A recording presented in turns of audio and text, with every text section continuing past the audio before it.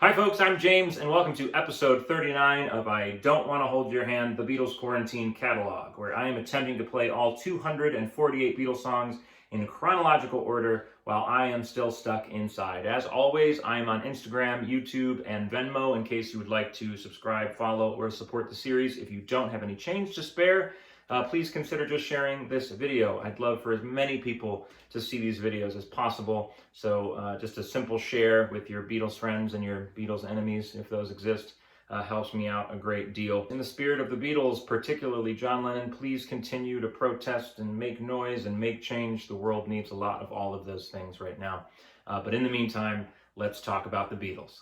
We've talked at length in this series about the Beatles' influences, from Elvis spurring the Beatles into the rock and roll lifestyle, the Everly Brothers giving the Beatles those all too important harmonies, Motown girl groups for widening the Beatles' range of music, even music hall and music theater, inspiring at least Paul to widen that range of music even more. But today, the Beatles are going to pay homage to, if not their biggest influence, certainly rock and roll's biggest influence. This man not only single-handedly formed the genre of rock and roll, he was also in the original inductee class of the Rock and Roll Hall of Fame, and when NASA launched evidence of mankind into space in the hopes that one day aliens would come across it and learn of our existence on Earth, one of his songs was included in that evidence. I am, of course, talking about the father of rock and roll, Chuck Berry. Born in St. Louis, Missouri, Chuck Berry was known for his swagger and showmanship on stage and pioneered not only the sound of rock and roll, but its look and appeal as well. But of course, he was known most for his iconic genre-creating songs like Maybelline, Johnny B. Good, Memphis, Tennessee, Rock and Roll Music, Carol, and of course, Beatles song number 39, Roll Over Beethoven. The story goes, when Chuck Berry was a young lad, his sister was practicing classical music on the family piano, and Chuck wanted to hear something with a little more drive, a little more excitement. Thus, the idea for Roll Over Beethoven was born. Recorded originally on April 16th, 1956, today's Beatles song is, up to this point in the catalog, the oldest song the Beatles have covered. In fact, the Beatles would have known and loved and maybe even performed Roll Over Beethoven before they were even called the Beatles. Things to listen for in this tune.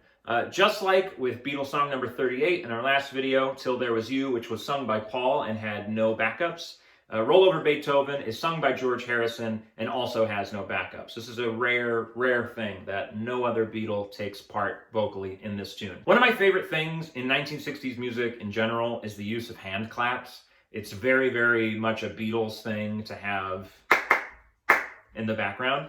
And that happens in Roll Over Beethoven, but instead of like that, it's on every single beat. So instead of early in the morning, I'm giving you the, it's early in the morning, I'm giving, and it's such a unique sound that there is a clap on every single beat. If you listen to the original Chuck Berry version of this tune, two things become apparent. One, George Harrison doesn't quite know the words to the song as well as he probably should. And it may just be the one take, things come out funny, and it was the best take, so they went with it. But instead of saying, she wiggles like a glowworm, he says, she winks like a glowworm.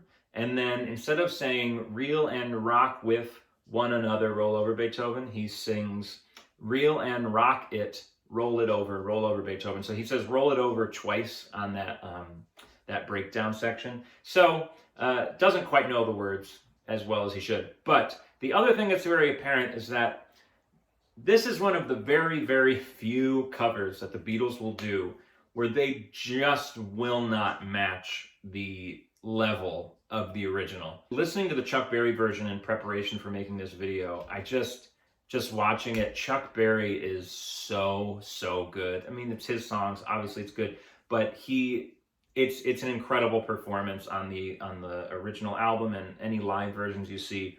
He really, The Beatles sort of missed the mark with this one. Of course, they're the Beatles, so it's still very good, but just not quite there. But one thing that can be said about this song that is a true highlight is George Harrison's guitar playing. His solo at the beginning, the intro, which is taken pretty much directly from the Chuck Berry version, the solo in the middle, and then the outro. All just very clean, very well recorded, and granted, this came out almost 10 years after the Chuck Berry version, but it's such a great sound from George Harrison. And as you may know, if you're a fan of this series, I don't play lead guitar very well, so I'm very excited to bring on another special guest to help me with those guitar parts and a couple other things for Rollover Beethoven, making his Beatles Quarantine catalog debut is an old friend from Ohio, Alex Dominish. I just got his recordings and I'm about to mix it all together, and it sounds so good. So thanks to Alex for helping me out with this video. This will certainly not be his last appearance. He's a big Beatles fan and an incredible guitarist.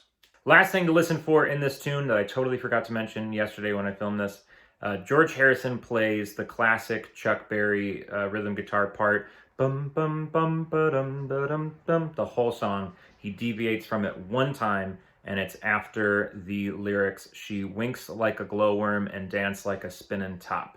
So listen out for that. Back to the video. As the Rock and Roll Hall of Fame put it, while no individual can be said to have invented rock and roll, Chuck Berry comes the closest of any single figure to being the one who put all the essential pieces together. And the Beatles absolutely took note. In 7 years, when the Beatles are no more, the artist that they will have covered more than any other will be Chuck Berry. So please enjoy Beatles song number 39, Chuck Berry's Rollover Beethoven.